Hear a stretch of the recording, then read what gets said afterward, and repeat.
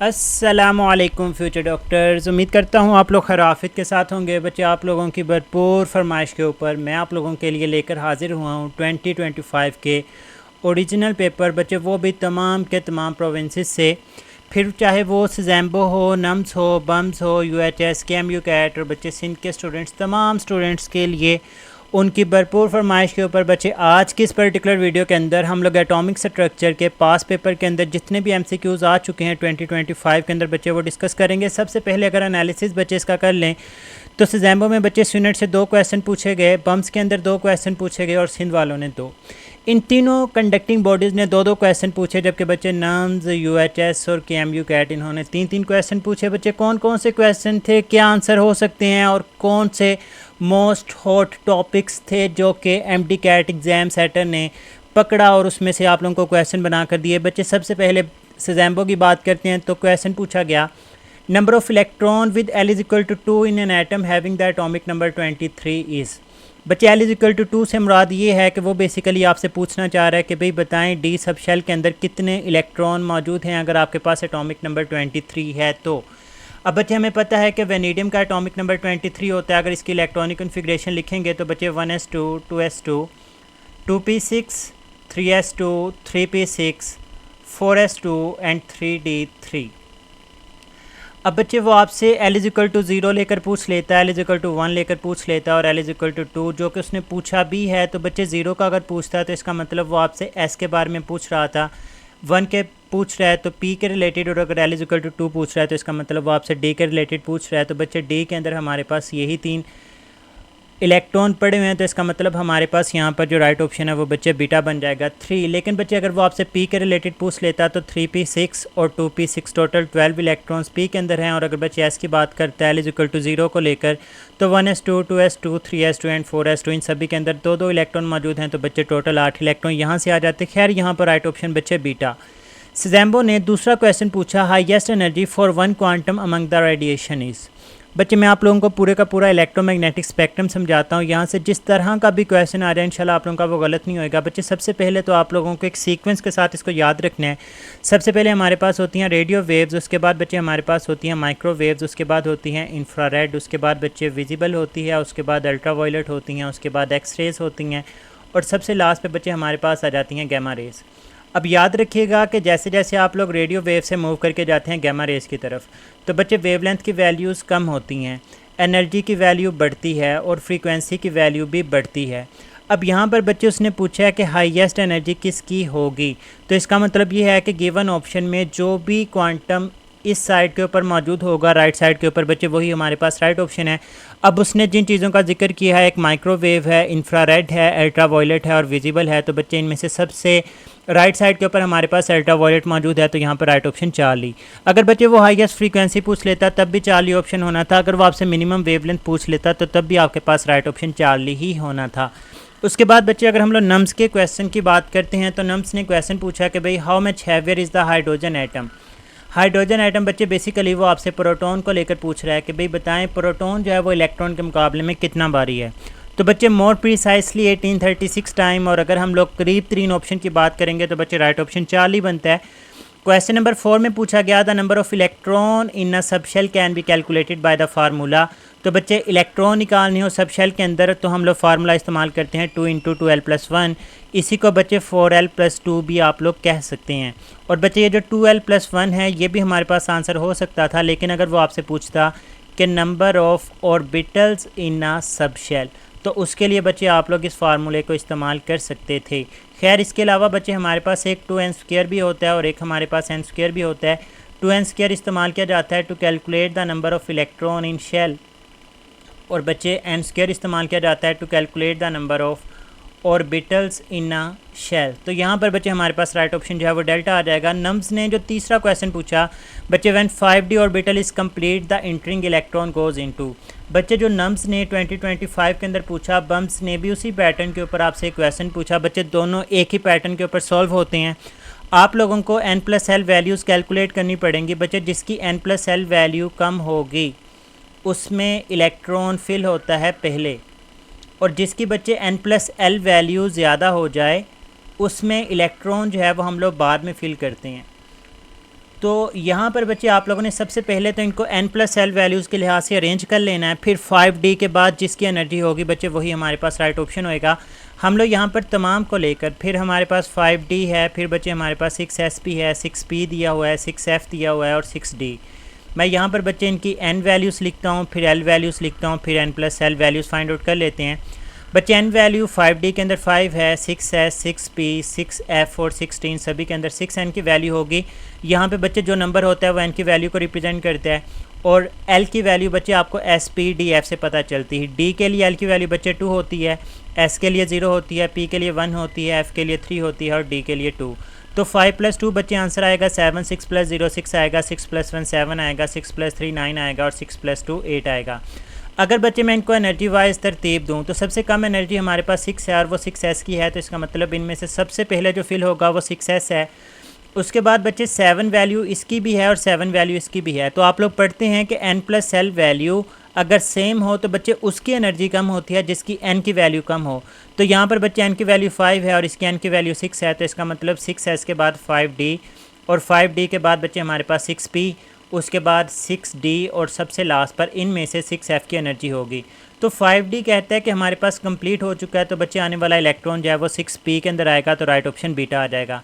Same pattern के ऊपर बच्चे यहाँ पर देखें, आपको 3d दिया गया, आपको 4d दिया गया, 4f दिया गया, 4s दिया गया और 4p। इसकी बच्चे n की वैल्यू 3 है और d के लिए l की वैल्यू 2, n की वैल्यू 4, d के लिए l की वैल्यू 2, n की वैल्यू 4, f के लिए l की वैल्यू 3, n की वैल्यू 4, s के लिए l की वैल्यू बच्चे 0 और यहाँ पर 4 और 1 अगर आप इनको सम करते हैं तो बच्चे 3 + 2 5, 4 + 2 6, 4 + 3 7, 4 + 0 4 एंड 4 + 1 5 हमारे पास वैल्यू आती है। बच्चे अगर इनको मैं अरेंज करता हूँ तो सबसे पहले 4s है क्योंकि इसकी वैल्यू सबसे कम है। उसके बाद बच्चे 3d और 4p के लिए 5 5 है, तो 3d जिसकी n की वैल्यू कम है इसमें पहले इलेक्ट्रॉन फिल होंगे, फिर 4p में। उसके बाद बच्चे हमारे पास 4d आएगा और उसके बाद 4f। तो यहाँ पर बच्चे उसने कहा है कि 3d के बाद किस में इलेक्ट्रॉन जाएगा, तो बच्चे 3d के बाद 4p में जाएगा, तो यहाँ पर राइट ऑप्शन हमारे पास डेल्टा बन जाएगा।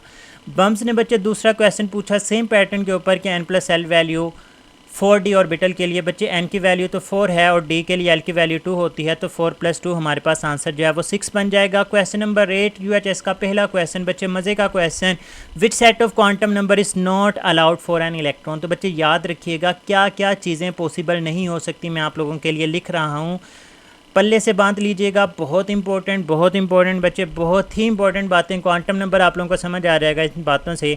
बच्चे याद रखिएगा जो चीज़ें पॉसिबल नहीं हो सकती वो क्या क्या नहीं हो सकता। जब भी आप लोग क्वांटम नंबर को पढ़ेंगे, सबसे पहली बात बच्चे n की वैल्यू ना कभी 0 हो सकती है और ना ही कभी नेगेटिव हो सकती है। दूसरी बात बच्चे l की वैल्यू कभी भी नेगेटिव नहीं होगी।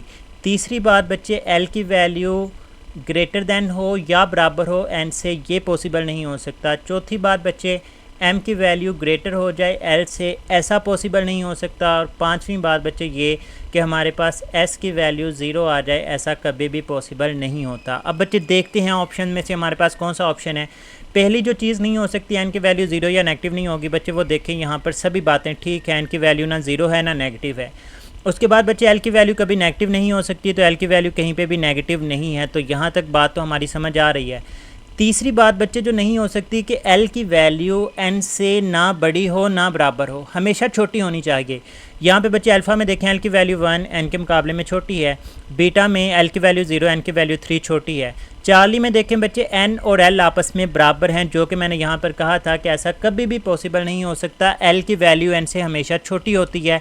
चार्ली में बच्चे दोनों बराबर थे, तो यही हमारे पास यहाँ पर इसका राइट ऑप्शन था। आगे चलते हैं बच्चे, shape of orbital is determined by the quantum number. UHS वालों को इस क्वेश्चन से कुछ खास मोहब्बत है, पास पेपर के अंदर काफ़ी दफ़ा बच्चे पूछा जा चुका है, फिर पूछ रहा है। याद रखिएगा शेप ऑफ ऑर्बिटल हमें एज़िमुथल क्वांटम नंबर से पता चलती है, जिसको हम लोग बच्चे L से रिप्रेजेंट कर रहे होते हैं। क्वेश्चन नंबर 10 UHS का ही question, the value of Planck's constant is. बच्चे ये फिज़िक्स के अंदर भी पूछा जाता है, ये केमिस्ट्री के अंदर भी पूछा जाता है, मशहूर ज़माना सवाल है। चार्ली और डेल्टा दोनों के अंदर बच्चे वैल्यू सेम दी गई, लेकिन अगर आप लोग ऑप्शंस का फोकस करें तो बच्चे यहाँ पर यूनिट है जॉल सेकंड और यहाँ पर है जॉल पर सेकंड। अब बच्चे Planck's constant E is equal to HF और H is equal to E/F। अब बच्चे एनर्जी का यूनिट तो जॉल होता है और फ्रीक्वेंसी का यूनिट होता है पर सेकंड, और ये जो पर सेकंड है ये ऊपर जाके बच्चे +1 बन जाएगा, तो इसका मतलब इसका जो राइट ऑप्शन है वो हमारे पास 4 ही आएगा। क्वेश्चन नंबर 11 बच्चे सिंध में पूछा गया था, maximum probability of finding an electron is at a distance of 0.053 nanometre. बच्चे फैक्ट बेस्ड क्वेश्चन है। यहाँ पर बेसिकली वो आपसे रेडियस ऑफ फर्स्ट ऑर्बिट के बारे में पूछना चाह रहा था, जिसका आंसर है हमारे पास 0.053 नैनोमीटर। क्वेश्चन नंबर 12 बच्चे सिंध के अंदर ही पूछा गया, विच एटम हैज़ एट लीस्ट, कम अज़ कम कहता है कि भाई एक इलेक्ट्रॉन तो रख के छोड़ दो ना डम्बल शेप ऑर्बिटल में। तो बच्चे सबसे पहले तो आपको डम्बल शेप ऑर्बिटल के बारे में पता हो कि भाई ये हमारे पास पी ऑर्बिटल्स की बात हो रही है। अब बच्चे आपको एटॉमिक नंबर पता होंगे, आप लोग इलेक्ट्रॉनिक कन्फिग्रेशन लिखेंगे, हाइड्रोजन का 1, हीलियम का 2, लिथियम का 3 और बोरॉन का 5।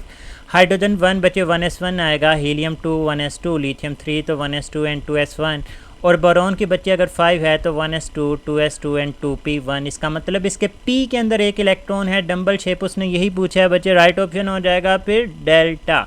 क्वेश्चन नंबर 13 बच्चे पूछा गया था, energy of an orbital is determined by KMU कैट के अंदर 3 क्वेश्चन पूछे गए बच्चे।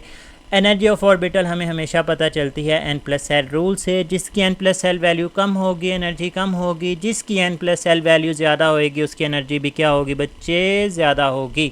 और अगर n+l वैल्यू सेम आ जाएँ तो फिर याद रखिएगा, जिसकी n की वैल्यू कम होती है बच्चे उसकी एनर्जी कम होती है, और जिसकी n की वैल्यू ज़्यादा हो जाए उसकी एनर्जी भी क्या होती है, ज़्यादा होती है।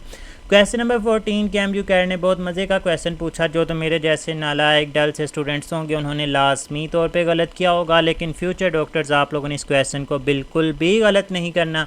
अगर आपको ये क्वेश्चन आता है, पूछा गया according to Planck's quantum theory if the frequency of photon is double, कि अगर फ्रीक्वेंसी डबल होगी तो फिर एच प्लैंक्स कांस्टेंट की वैल्यू के ऊपर क्या फ़र्क पड़ेगा। मेरे जैसे मासूम से स्टूडेंट कहेंगे कि भाई E=HFE directly proportional to H, या फिर H का फ्रीक्वेंसी के साथ कोई ना कोई रिलेशन बनाएंगे, कहेंगे फ्रीक्वेंसी डबल हो रही है H को कम कर दें, ऐसे कर दें वैसे कर दें। बच्चे याद रखें, फ्रीक्वेंसी जितनी मर्ज़ी चेंज करते जाएं, हमारे पास जो प्लैंक्स कांस्टेंट है बच्चे नाम से पता चल रहा है ये कांस्टेंट है, इसकी वैल्यू कभी भी चेंज नहीं होगी by changing the frequency. Frequency change होगी only by changing the energy. तो बच्चे हमारे पास यहाँ पर राइट ऑप्शन 4 ही होगा। बहुत सारे बच्चों ने ये गलत किया था लास्ट ईयर। नेक्स्ट बच्चे question number 15, spectral series for the hydrogen spectrum are. अब बच्चे हमें पता है स्पेक्ट्रम, हाइड्रोजन स्पेक्ट्रम के लिए जो स्पेक्ट्रल सीरीज़ हैं वो टोटल 5 होती हैं बच्चे। सबसे पहले हमारे पास लाइमन सीरीज़ होती है, दूसरे नंबर के ऊपर बाल्मर सीरीज़ है, फिर बच्चे हमारे पास पासन आ जाती है, फिर ब्रैकेट आ जाती है और फंड आ जाती है। तो बच्चे ये हमारे पास कुछ क्वेश्चन थे, कुछ क्या सारे के सारे क्वेश्चन थे जो भी 2025 के अंदर एटॉमिक स्ट्रक्चर के यूनिट से पूछे गए। मोस्ट इम्पॉर्टेंट टॉपिक बच्चे जो इस यूनिट का है वो बच्चे क्वांटम नंबर्स हैं और साथ में n+l वैल्यूज़। ये मोस्ट हॉट टॉपिक रहे फॉर द एग्ज़ाम सेटर, जिसने भी आपके ये पेपर बनाए। होप करता हूँ बच्चे कि आप लोगों को ये तमाम के तमाम क्वेश्चन क्लियर हैं। इस यूनिट से किसी भी किस्म का आप लोगों का बच्चे कोई क्वेश्चन है तो आप लोग पूछ सकते हैं। इसके अलावा बच्चे अगर आप लोग इस हद तक मेरी वीडियो सुन चुके हैं, यहाँ तक आ चुके हैं, तो बच्चे 15 जुलाई से मेरा टेस्ट सेशन स्टार्ट हो रहा है, जिसमें हर यूनिट के हम लोग 70 MCQs है वो कवर करेंगे। और बच्चे बिलीव मी, आप लोग उन MCQs को करके अपने पूरे के पूरे यूनिट्स को अच्छी तरह से रिवाइज़ कर सकते हैं। अगर बच्चे आप लोग मेरी वीडियो यहाँ तक सुन रहे हैं तो ओरिजिनल फ़ीस है उस सेशन की 3000, लेकिन बच्चे आप लोगों के लिए 50% ऑफ होगा। आप लोगों को 1500 के अंदर वो कंप्लीट सेशन, जिसके अंदर तमाम यूनिट्स के आलमोस्ट 70 MCQs, जिसमें तमाम के तमाम 2025 और 2024 के पास पेपर्स इंक्लूड होंगे। उसके अंदर पूरे के पूरे यूनिट को MCQs वाइज एनालाइज़ किया जाएगा। उसके बाद बच्चे हम लोग 2 हाफ बुक पेपर रखेंगे, जिसमें एक टेस्ट होगा आप लोगों का फर्स्ट ईयर का और एक टेस्ट होगा आपका सेकंड ईयर का। और फिर बच्चे हम लोग फुल लेंथ पेपर को जो है वो इंशाल्लाह कवर करेंगे। तो केमिस्ट्री का हमारा जो मेन गोल है 45 आउट ऑफ 85, इसको इंशाल्लाह हम लोग कवर करेंगे। अपना बहुत सारा ख्याल रखिएगा, दुआ में याद रखना है। फ़ी अमानिल्लाह, अल्लाह हाफ़िज़।